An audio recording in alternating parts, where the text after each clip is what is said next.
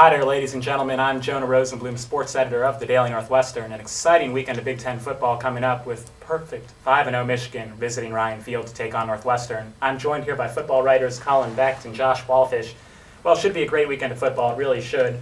And Colin, I want to start with you. This Northwestern secondary has been so weak at times this season. I mean, we saw them get exploited by Ifeani Moma of Boston College. We saw A.J. Jenkins absolutely smatter them last weekend.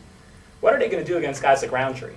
Well, they have a real problem, as you mentioned, with the success other teams have had throwing the ball against Northwestern, because you have Jervin Matthews and Ibrahim Campbell playing on the same side, and they're both first-year starters, and they haven't exactly blossomed in their new roles as the way that Northwestern would hope that they would. So with Roundtree on one side and Junior Hemingway on the other side, at least one of those guys is going to be going up the weaker part of Northwestern's secondary, and I don't know if Northwestern really has an answer for that. And it really was stunning how open some of those Fighting Illini receivers were last weekend. Got to fix that. Josh, you wrote your cover story about this on our issue of Game Day coming out. Tell me this. The team started out this season running the ball beautifully, and people were saying maybe this rushing issue is over. Then the last 2 weeks happened. The rushing attack was not particularly effective. Mike Trumpy's out for the season with a torn ACL. Where do we go from here? What is this Northwestern rushing attack capable of? I mean, it's capable of what we saw in the first 2 weeks. I think the big issue for Northwestern is they gotta have a better balance between the pass and the run. They tried to run the ball way too much against Illinois.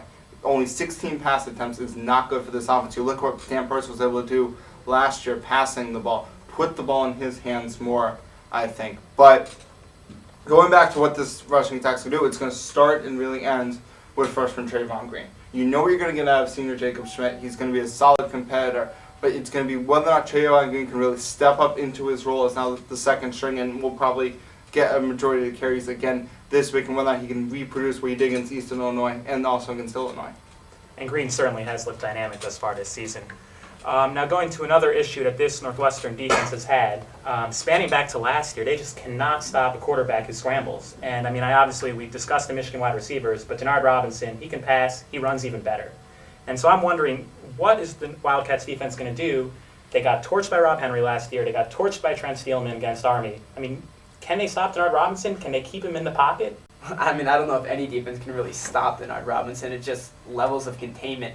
And Northwestern's real problem with trying to stop a dual-threat quarterback, as we saw last week with Nathan Shieldhouse, they stacked the box to try to contain him, but of course that just leaves their secondary more vulnerable, a lot of single coverage, and that led to the big game for A.J. Jenkins. So Northwestern really stuck between a rock and a hard place in terms of how much do they want to commit to stopping Denard Robinson running the ball versus how much they want to leave their secondary real vulnerable to the big plays. And Robinson really answered a lot of questions about his arm last week against Minnesota, beating them through the air. So there really is an answer. Just hope you hope to find that happy medium, if a happy medium even exists. I think we'll see on Saturday. It certainly will be interesting. The first time Northwestern has dealt with Denard Robinson, and of course Denard Robinson perhaps a step and a leap above guys like Rob Henry and Trent Steelman. Josh, final question, at least related to tactics for you. Switching to the other side of the ball, this Michigan defense was absolutely horrendous last year. They were a laughingstock. And now this year, they're coming off a shutout in Minnesota. They're first in the Big Ten in red zone defense. They're fifth in the country in turnovers. Is this Michigan defense for real, or is this a bunch of early season blabber? Well, first off, you have to look at Minnesota's offense. They're not the most dynamic player, and losing they actually had their most dynamic player, Marquise Gray, out for the game due to injury. But when you look at the Michigan defense, it starts and ends with that last set you mentioned, which is the turnover margin.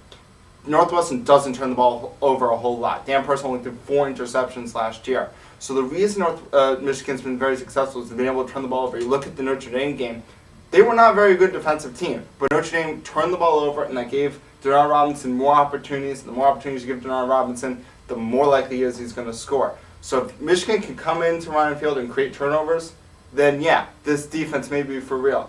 But I just don't see that happening. So until Michigan can rely on something other than turnovers, I don't think they're really for real. And that makes two of us who don't have faith in Michigan's defense.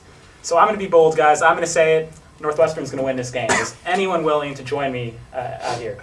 No, Jonah, sorry, I can't join you on that one. It's going to be a real fun one. It's going to be a shootout, but at the end of the day, a shootout favors Michigan, and they just get a few more stops than the Northwestern defense does, and they win it 42-28. So no repeat of the 54-51 victory in 2000. No, it's going to be pretty high scoring like that one, but not quite the outcome Northwestern was looking Goes for. the Wolverines' way. And Josh, how about you? I'm with Colin this one. I have no confidence in Northwestern defense that they're going to be able to stop or contain Denard Robinson. I really think he's going to have a monster game and prove why he probably will become the Big Ten Offensive Player of the Year at the end of the season. I have Michigan winning this game 56-28 just because Northwestern had a lot of issues with 3-and-outs against Illinois. They need to correct those if they're going to be able to keep up with Michigan's shootout.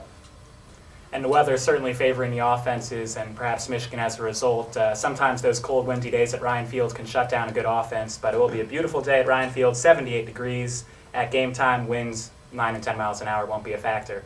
All right, for Colin Becht and Josh Wolfish, I'm Jonah Rosenblum. We hope you join us, and please follow www.dailynorthwestern.com for our live blog and all the other coverage we'll be giving you right out of Ryan Field. Thank you so much, and have a great night.